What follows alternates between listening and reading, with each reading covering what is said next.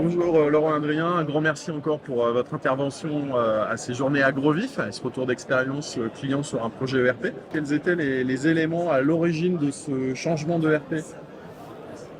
Donc on avait effectivement un ERP auparavant, mais qui ne nous donnait pas entière satisfaction. D'accord. C'était un ERP qui était limitant, avec une gestion des stocks qui n'était pas adaptée en fait à notre activité. Donc on a décidé voilà, de se rapprocher d'un partenaire en fait de proximité, spécialisé dans le milieu de l'agroalimentaire. D'accord. Et voilà, c'est pour ça qu'on a rejoint Vif. Très bien.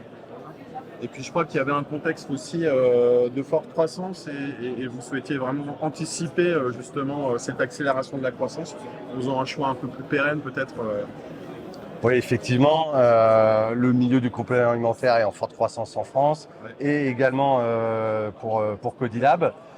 Donc l'idée, voilà, c'était vraiment d'essayer d'avoir quelque chose qui puisse nous accompagner dans la durée et qui soit capable de nous proposer en fait des évolutions en permanence.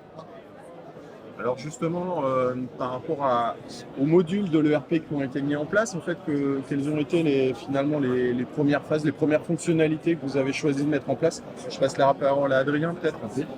Alors au niveau des fonctionnalités, on avait tout ce qui est achat, calcul des besoins nets, Ouais. expédition, fabrication, et puis tout ce qui est tactile au niveau de l'atelier, donc pour que les opérateurs puissent faire les déclarations directement sur des écrans tactiles. Très bien. Et Laurent, par rapport au projet en tant que tel, en fait, quelles ont été un peu les grandes phases, les grandes étapes de cette mise en place? Donc dans un premier temps, en fait, on a constitué une équipe dédiée, un comité de pilotage, avec l'ensemble en fait des responsables de service de la société, pour avoir vraiment un panel complet en fait des métiers. Et puis par la suite, il y a eu donc l'analyse, la phase d'analyse très importante cette phase-là, parce qu'elle permet en fait aux consultants vifs de comprendre en fait réellement notre métier et puis à nous d'exprimer notre besoin. D'accord. Et puis par la suite, donc la phase de formation, de paramétrage, de test avant le lancement et la bascule. Très bien, donc ça fait un peu plus d'un an et demi maintenant que vous êtes en production, on va dire. Quels sont les gains que vous avez d'ores et déjà constatés suite à cette mise en place? Alors moi je vois trois gains principaux, donc c'est Ouais. aussi au niveau de la traçabilité et de la qualité, où on a une bonne traçabilité qu'on peut ressortir aisément pour nos clients.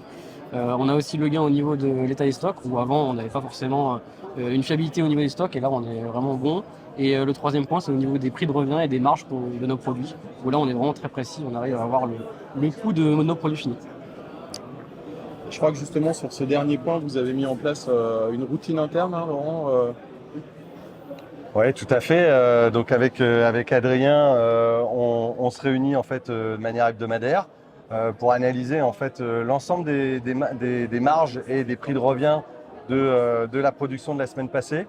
Et on essaye systématiquement voilà, de rapprocher avec nos marges théoriques et d'essayer de trouver des axes d'amélioration possibles quand on voit qu'on est trop éloigné en fait, de la marge attendue.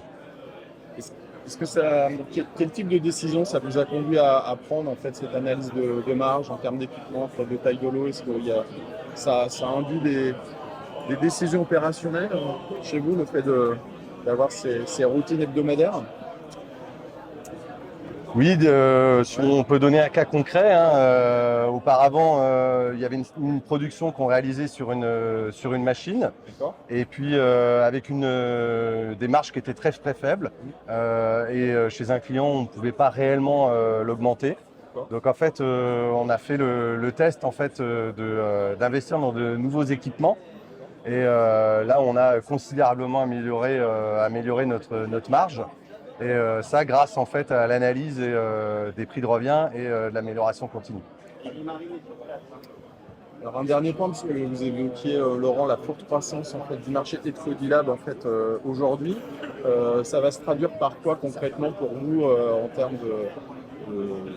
de sites et d'équipements?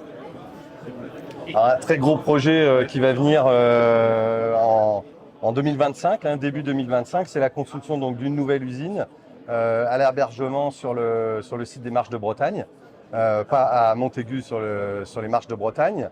Voilà, une usine toute neuve voilà, pour augmenter notre capacité de production, être en mesure de répondre aux attentes du marché, quand on a une forte croissance, un carnet de commandes bien rempli. Très bien, merci pour cette information. Adrien, j'aurais envie de vous demander si vous aviez quelques recommandations pour les sociétés qui souhaiteraient mettre en place un ERP métier, à la fois pour réussir le projet, mais aussi pour la suite en vie courante. Pour moi, le point clé, c'est d'avoir une personne qui est vraiment, comme moi, chef de projet ERP, et donc qui va gérer en interne la direction de l'ERP, et du coup dialoguer avec VIF. Donc c'est important d'avoir quelqu'un qui va former les collaborateurs et mener des projets d'amélioration sur l'ERP. Merci à tous les deux. Merci Christophe.